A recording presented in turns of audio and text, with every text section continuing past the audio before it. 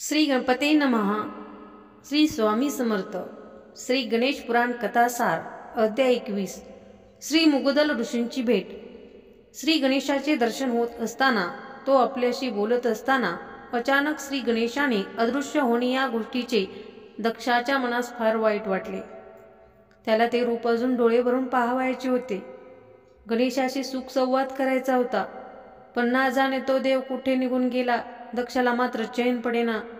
तो मंदिरातून, देवा तू कुठे आहेस, मला कुठे भेटशील, मी तुला कुठे शोधू असे म्हणत ईश्वर भेटी करता वेडा पिसा होऊन सर्व काही सोडून देवाच्या शोधार्थात बाहेर पडला.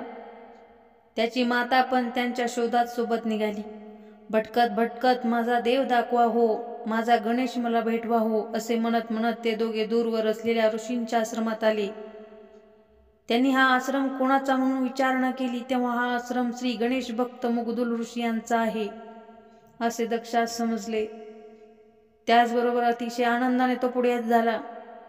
त्याने आश्रमातल्या कुटीत प्रवेश केला. समोर पाहतो तो काय, मुगदल ऋषी एका सुंदरशा श्री गणेश मूर्ती समोर बसून ध्यान करीत होते. दक्षाने पुढे येऊन त्यांना विनम्र भावे नमस्कार केला.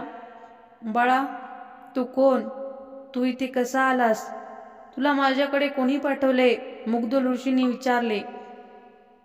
तेव्हा दक्षाने पुढे होऊन आपल्या सर्व पूर्व इतिहास त्यांना निवेदन केला. तसेच त्यांनी त्यास झालेल्या श्री गणेशाचे मूळ रूपातले दर्शन नंतरचे विप्रप रूप दर्शन हा भागही त्यांना सांगितला. तसेच तो म्हणाला की, मुनिवर, मला श्री गणेशांनी असे सांगितले होते की बाळ, तुला वर देण्याचा अधिकार माझा नाही, तर ज्याच्या अंगावरील पवित्र वायूने तू व्याधीमुक्त झालास त्या माझ्या परमभक्त मुगदल ऋषी यांचा आहे.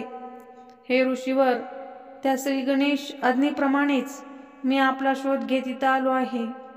आपण मला पुनश्च त्या श्री गणेशाच्या दर्शनाचा मार्ग दाखवा. माझे मन त्यांच्या भेटीस फार आतुरलेले आहे. मुनिवर, श्री राजपुत्र दक्ष तुमच्या चरणावर अनन्य भावे शरणागत आहे. तुम्हीच मला तुमच्या दिव्य गणेश तपोबलाने व्याधीमुक्त, व्यंगमुक्त आणि सर्वांग सुंदर असा केला आहे. तुमचे माझ्यावर अत्यंत उपकार आहेत. मी आपला खरोखर ऋणी आहे. आपणच मला माझे कल्याण करणारा हा वर द्याल अशी माझी मनोदेवता मला सांगते आहे. दक्षाने ते विनम्र बोलणे ऐकून मुगदल ऋषी अत्यंत प्रसन्न झाले. ते म्हणाले, बाळ दक्ष, अरे तू मोठा पुण्यवान आणि भाग्यवान आहेस. तुला एक नव्हे तर 2 रूपात गणेशाचे दर्शन घडले. तू माझ्यापेक्षाही श्रेष्ठ आहेस, पुण्यवान आणि भाग्यवान आहेस. कारण आजवर मी अनेक वर्षे तपाचरण करून सुद्धा मला मात्र अद्याप त्या श्री गणेशाचे प्रत्यक्ष दर्शन झालेले नाही. बाळा, तू खरंच भाग्यवान आहेस की तुला त्या गणेशाचे दर्शन घडले आहे. असे म्हणून मुगदल ऋषींनी प्रत्यक्ष दक्षास प्रेम मिठी माग घातली. नंतर त्यांच्या सर्वांगावरून प्रेमाने हात फिरवित ते म्हणाले, बाळ दक्षा, तू श्री गणेशाच्या कृपेने पात्र होण्यासाठी श्री गणेशाच्या ओम या एकाक्षर मंत्राचा जप कर. या सिद्ध मंत्राने तो भगवंत तुझ्यावर प्रसन्न होऊन तुला पुनश्च दर्शन देईल. त्यांच्या कृपेने तुझी सर्व मनोरथ पूर्ण होतील. तुला सुख, शांती, वैभव इतकेच नव्हे तर पुनश्च राजवैभव सुद्धा प्राप्त होईल. बाळा, एक गोष्ट मात्र नीट ध्यानात ठेव, तू कधीही या गणेश भक्तीपासून परावृत्त होऊ नकोस, अन्यथा तुला दुःख क्लेश भोगावे लागतील. जो श्री गणेशाची नित्य उपासना करतो त्यास सर्व देवदेवता ह्या सदैव सहाय्य करतात. श्री गणेश हा देवांचाही देव आहे. तो सकल देवतात प्रथम पूजनीय अनवंदनीय आहे. तो सकल सुखांचा दाता आहे, विघ्नहर्ता आणि मंगलकर्ता आहे. मुगदल ऋषींचे ते बोलणे ऐकता ऐकता दक्ष आपले देह महान पार विसरून गेला होता. तो त्याच गणेश स्मरणात पार रमून गेला होता. पुढील अध्याय पुढील व्हिडिओमध्ये.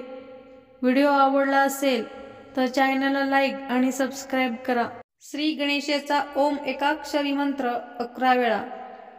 ओम ओम